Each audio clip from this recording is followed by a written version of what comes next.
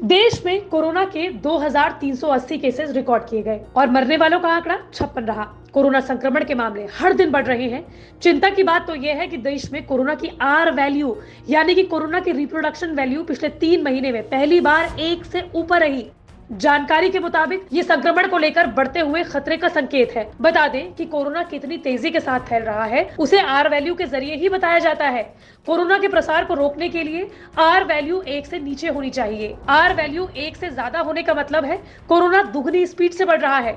देश में दूसरी लहर के दौरान कोरोना की आर वैल्यू 4 थी, यानी कि एक शख्स 4 लोगों को कोरोना फैला रहा है और 400 लोग 1600 लोगों को। देश में 20 अप्रैल को कोरोना के 66% केसेस बढ़ गए। उससे ठीक एक दिन पहले यानी कि 19 अप्रैल को जहां एक दिन में कोरोना के 820 मामले सामने आए थे, तो वहीं ये एक दिन में ही बढ़कर 2000 के पार चले गए। अब सवाल ये उठता है कि क्या देश में कोरोना की चौथी लहर आ रही है? ये सवाल इसलिए क्योंकि देश की राजधानी दिल्ली में दोगुने केसेस बढ़ गए हैं। क्या एक बार फिर से दिल्ली जैसे राज्यों में कोरोना की लहर आ रही है या फिर देश की राजधानी में कोरोना के रिकॉर्ड तोड़ मामले दर्ज किए जाएंगे? क्योंकि देश में आई कोरोना की तीनों लहरों पर नजर डालें तब दिल्ली के आंकड़ों को समझने की जरूरत है। तभी हमें स्थिति और साफ हो जाएगी। दरअसल राजधानी दिल्ली में दूसरी और तीसरी लहर के दौरान मामले काफी तेजी के साथ बढ़े थे। यही नहीं, सिर्फ मामले ज्यादा नहीं थे बल्कि कम दिनों में वो तेजी के साथ बढ़ रहे थे। दूसरी लहर के बारे में बात करें तो दिल्ली में 9 दिन में ही मामले 1500 से बढ़कर 5000 पर चले गए और एक महीने में ही ये मामले 28000 के पार थे। उस समय देश में कोरोना का डेल्टा वेरिएंट का कहर था। बात करें कोरोना की तीसरी लहर की, तब देश में आई तीसरी लहर की जिसने सबसे रौद्र रूप अपने नए साल के जश्न के कुछ दिन बाद ही दिखाना शुरू कर दिया। कोरोना का नया वेरिएंट था ओमिक्रॉन। इसकी खास बात ये थी कि ये काफी तेजी के साथ फैल रहा था। अब जो कोरोना के केसेस बढ़ रहे हैं तो क्या वो चौथी लहर की दस्तक है? क्योंकि दिल्ली में कोरोना के मामले बढ़ने लगे हैं। फिर शुरुआत धीमी गति से हुई लेकिन देखते ही देखते मामले दुगने हो गए।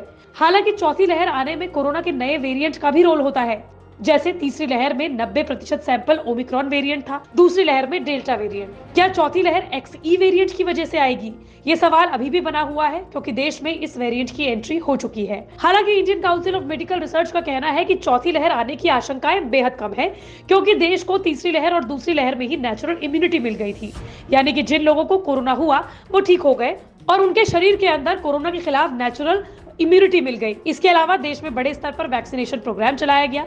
इसलिए देश में अगर खतरनाक कोरोना वेरिएंट की एंट्री नहीं होती है तो देश सुरक्षित है। हालांकि फेस मास्क ही चौथी लहर से बचा सकता है। यही वजह है कि कोरोना के बढ़ते संक्रमण को लेकर दिल्ली में एक बार फिर से मास्क पहनना जरूरी हो गया है। बिना मास्क पहने शख्स को 500 रुपए का जुर्माना लिया जाएगा। दिल्ली, हरियाणा जैसे राज्यों में कोरोना के केसों में तेजी के चलते चौथी लहर आने की संभावनाएं पैदा हो गई है। दिल्ली के अलावा उत्तर प्रदेश, हरियाणा और चंडीगढ़ में भी एक बार फिर से पाबंदियां लगनी शुरू हो गई हैं। यही नहीं, आने वाले दिनों में पाबंदियों में इजाफे की भी आशंकाएं जताई जा रही हैं। इसलिए आपको क्या करना है? आपको मास्क जरूर लगाना है, सोशल डिस्टेंसिंग का पालन जरूर करना है और अपने हाथों को बार बार धुलते रहना है।